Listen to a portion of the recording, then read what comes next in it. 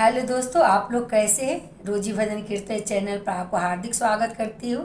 आप बस 2 मिनट रुक जाइए। आप थोड़ा देर देख लिए तो थोड़ा देर और देख लीजिए कि हम आगे और क्या बोलने वाले हैं। तो एक पारंपरिक गीत है, बहुत प्यारा है।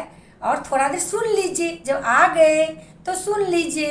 तो चलिए मैं आपको सुनाती हूँ, सुनिए। बहिना कोना के कटवई सावन मास अन्हरिया, पिया छै नौकरिया ना। बहिना कोना के कटवई सावन मास अन्हरिया, पिया छै नौकरिया ना। बहिना कोना के कटवई सावन मास अन्हरिया, पिया छै नौकरिया ना। एक तरात अन्हारी सूझे घर न दुआरी, एक तरात अन्हारी सूझे घर न दुआरी। बहिना कोना क सुतवई, बहिना कोना क सुतवई पिया के पलंगिया, पिया हथिन नौकरिया ना।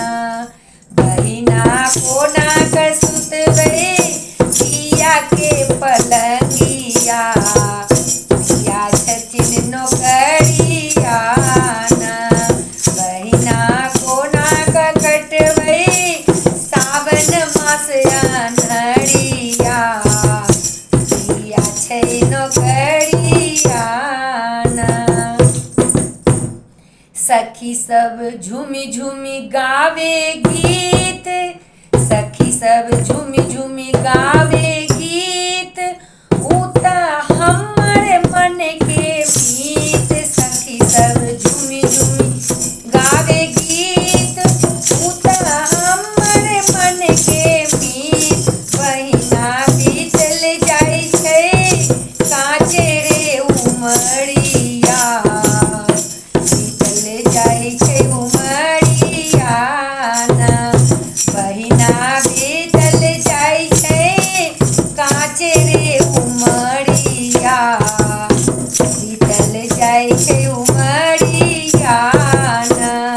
बहिना कोना क कटवई सावन मास अन्हरिया, पिया छै नौकरिया ना। कैसा लगा आपको ये प्यारा सा गीत।